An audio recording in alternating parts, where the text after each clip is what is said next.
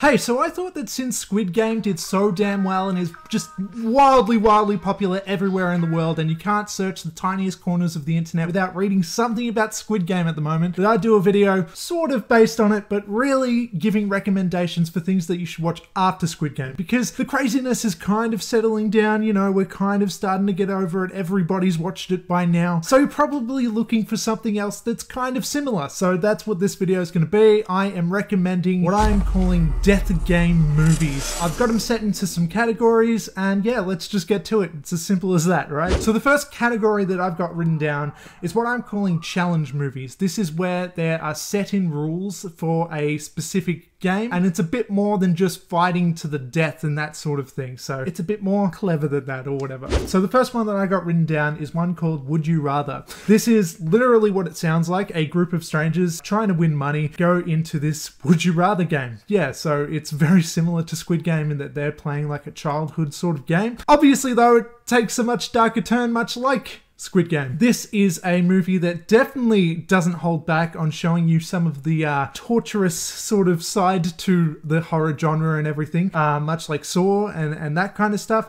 This is more hands-on than like automated trap setup though, and it's more that the victims kind of have to do it to themselves to earn the money and all that stuff. Anyway, some people get killed and all that kind of stuff. It definitely gets pretty bloody, and I think it's a genuinely pretty good movie that's underrated. A lot of people would look at this one as being like schlocky, shitty horror, but I genuinely like this one quite a bit. Then next up is one that's kind of a cheat because it's kind of two movies. It's this one called 13 Beloved or 13 Game of Death or 13 Sins, which is the American remake of the original Thailand film. This is a movie about a guy has like on a phone, he starts getting these mysterious challenges and stuff, and he has to hurry up and do all of these 13 sins. And this one is wildly crazy, like in terms of shifting tones all the time. Like this movie is hilarious, at least when we're talking about the Thailand original movie.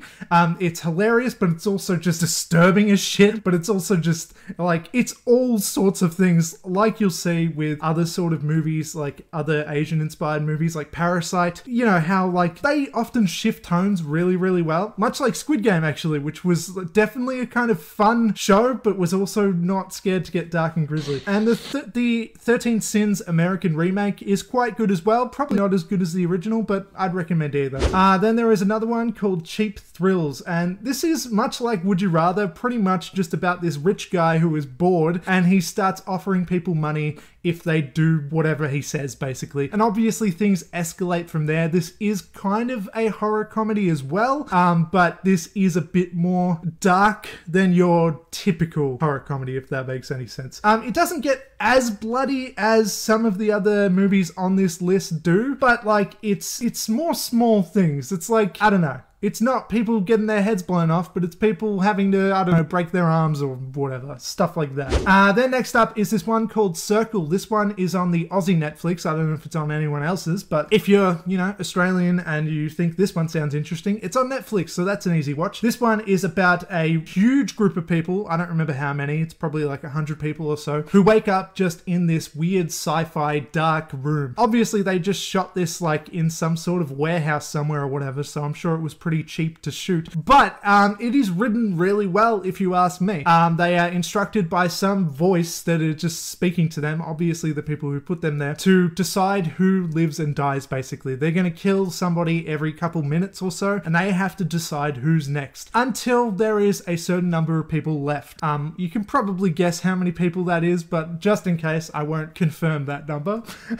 And this one is definitely morally ambiguous, sort of. It sort of has you questioning what is the right thing to do in this situation, as they all argue and kind of try and rationalize a very irrational situation. They try and be like, okay, well that person is older, this person is younger, let's kill that one. Is that the right thing to do? No, nothing is the right thing to do. There are no right answers, and this is quite a disturbing movie if you can't take lots and lots of death, but it's not that graphic in terms of like blood and stuff. It's in fact the exact same way that all of the people get killed, so it's not gory in terms of variety or whatever, but yeah, it's a great movie. This is more of an intellectual thing than like a gore fest, but I'm sure people would argue that this is too violent violent, and I'm sure people would argue that this is dumb. So this is what I'm telling you. Take everything I say with a grain of salt or whatever. So the next one is called The Human Race. This is a this is a strange movie, okay? This is a movie about a group of people who also wake up and also have to kind of compete against each other in a race. Literally, like the title suggests, they have to race around just this random school, and they are given specific instructions to not step off the path, otherwise their head will explode. And it's also an elimination race, so every time somebody gets overlapped, their head explodes.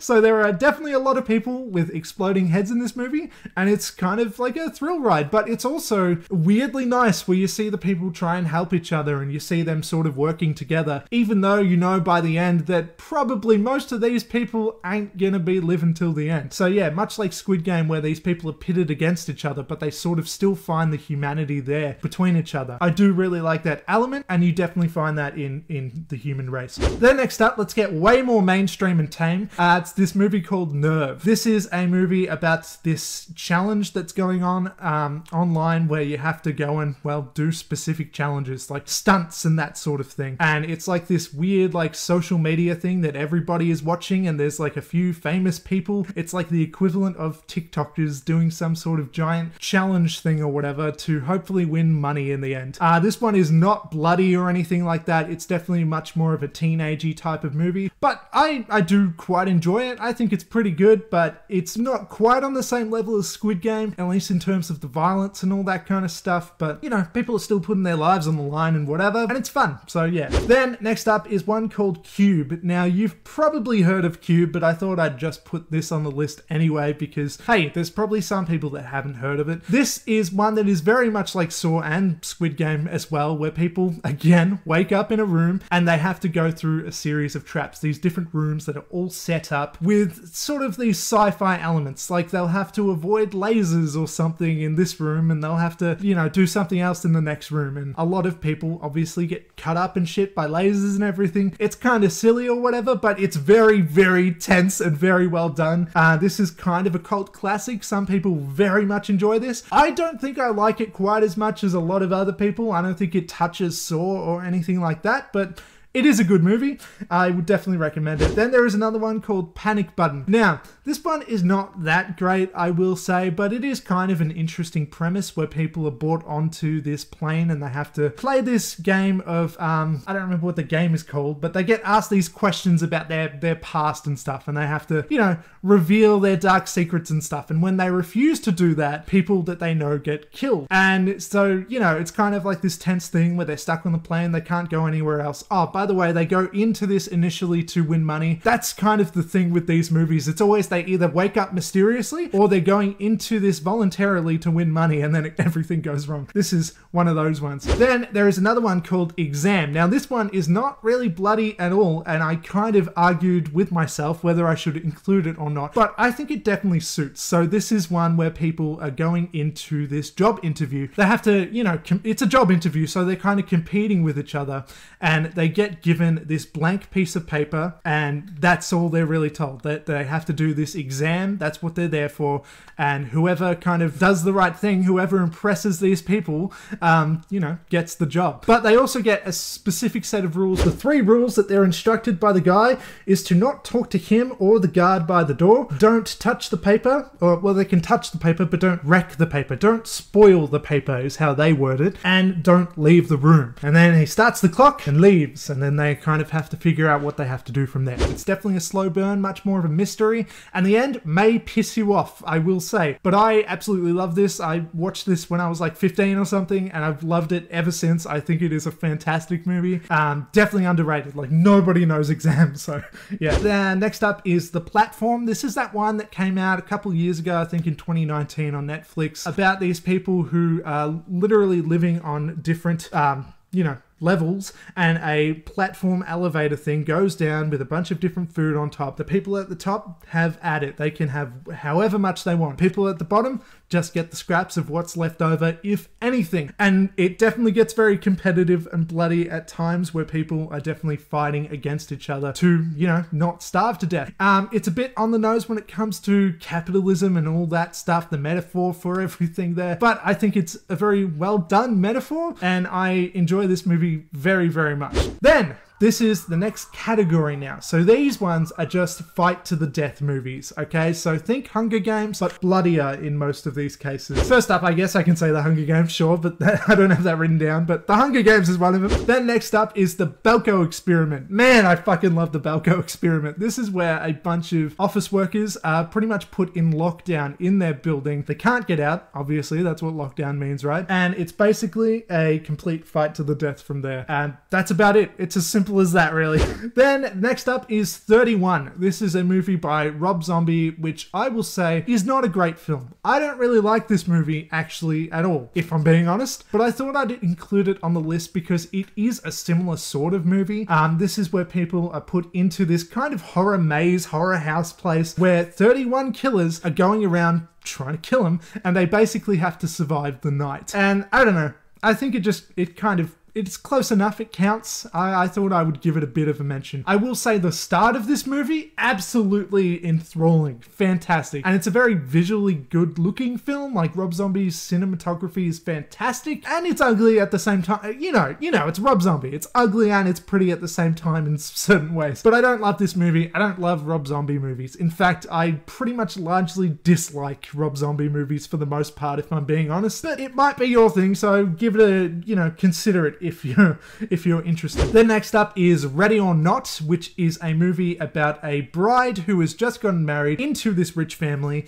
but before it's official or whatever, she has to play this random game. It turns out that the game that she chooses, that she accidentally kind of selects and has to play, is a game of hide and seek. So pretty much from there, she has to go on and survive the night and not get found by the family, the groom's family, who then proceed to try and kill her for the rest of the night. This is a horror comedy. It gets very bloody. This is fantastic. I love it. It's very much like You're Next, if you've seen that movie.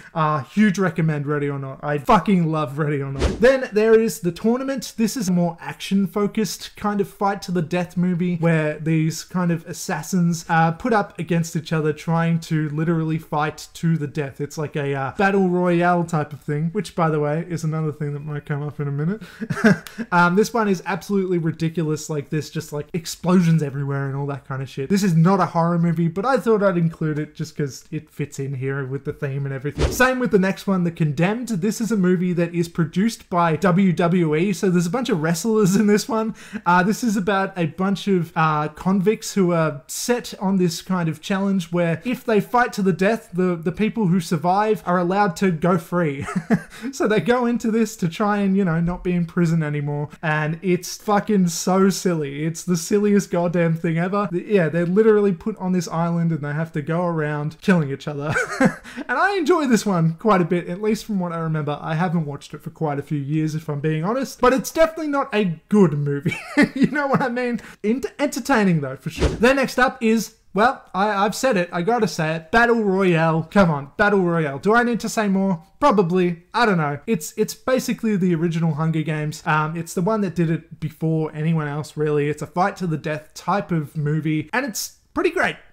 Then next up, I've got a couple TV shows here. First up is this one called Alice in Borderland. This is a Japanese TV show which is very much like Squid Game, that only came out a couple months beforehand. But arguably, hey, Squid Game maybe kind of copied a bit off of this, but probably not. I'm guessing they were in production about the same time. But yeah, this is very much the same kind of thing. That's a bunch of people going into these certain different games. One's an escape room, one is just a fight to the death type of thing. And there's a few different fun sort of deadly games in here and all that kind of stuff. And I think that the first half of this show is fantastic. I fucking love the first half of this show. I think it's great. The second half, really lets me down though, and I do not like this show that much at all when it all kind of comes together, if I'm being honest. It stops being about the deadly games and it starts being about the mysteries behind who's behind it and all that shit, and I don't really care about any of that stuff. There's lots of twists and turns, and I become less and less interested. I didn't watch the last 2 episodes of this show even, because it just started to bore me, if I'm being honest, but the first half is great, and maybe the ending will work for you. I don't know, so I thought I would mention it. Then there is Slasher Season 4, which is a new season of this show called Slasher. And this, again, is much like a few of the other ones I mentioned, where a bunch of people are going to this house on this island, this mansion, I should say, to basically win money. Or that's putting it a bit simple, I guess. They're trying to inherit money because they're all family, and yeah, so they're put into this series of games where they have to survive and help each other. There can be more than one survivor, but you know, a bunch of them choose not to do that and to try and knock off other people so that they can get a bigger share. There's a lot of betrayal in this show, and there is a lot of fucking gore in this show. I do not recommend this to people who cannot handle gore. This is one of the most violent shows I've ever seen, much more violent than Game of Thrones if you ask me. It's fucking quite horrible, some of it, if I'm being honest. But it's pretty great. It's really fun. It's a good show. I enjoyed it quite a bit. I will say, when I was watching it, I was getting confused between who the characters were to each other. I'm like, wait, so that guy's like cousin or something? But that's probably just a me problem. Anyway, those are the only TV shows I have for this. Then I've got a few more movies. The next category is ones that only vaguely count. So these are ones that are kind of based on games, but kind of just delve into more of a slasher movie where somebody's just coming around to kill people. So first up, I've got one called The Task, where people are going into this haunted asylum place. They're going in for this game reality TV show type of thing. And they're there with the intentions of surviving the night. What they think that means is just, you know, like a Fear Factor type of thing, where they have to like survive eating crickets or whatever the fuck. Like, it's that kind of thing, but then obviously it turns into a much more sinister thing than that. It kind of counts, it kind of doesn't. Then next up is Wrong Turn 2, which is very similar. It's another reality TV show that they're going into. It's a rip-off of Survivor, it's that kind of thing, but they happen to choose the wrong location, which is around the cannibals, the mutant cannibals from the Wrong Turn series, who all begin to take them out. It's not really relevant to the reality show that they're doing, you know, like the people behind the show, the producers and all that stuff are also getting killed. So it's not like they're intentionally putting these contestants into this game to get killed. It's just kind of wrong place, wrong time type of stuff. So it only kind of counts. Also, I forgot to mention, it's terrible. That's a terrible movie, but I like it anyway. Then there is Halloween Resurrection, again, a reality TV show where Michael Myers just happens to, well, no, doesn't just happen to be there because it's his house. They have to survive a night in Michael Myers' house and whatever, and then they all get killed and all that stuff. You know, it's a Halloween movie. I will say, it's a shit movie as well. Halloween Resurrection fucking sucks, and it's the worst of the franchise by far. But I'm mentioning it, okay? Because it kind of, it's relevant to the theme, but it's shit. Don't watch it. And that's all that I got for here. Those are my death game recommendations if you like movies like SAW and shows like Squid Game. And that's all that I have to say. Thanks for watching and all that stuff. And I'm gonna get out of here. Do the things, please. You know what the things are. The things that the YouTubers say at the end of videos, and sometimes at the start of videos, and sometimes in the middle of videos. I only say it at the end, but sometimes, even then, I refuse to say it. Like right now, I'm not saying it. Just the things. You know what they are. Subscribe and all that shit, okay? Bye.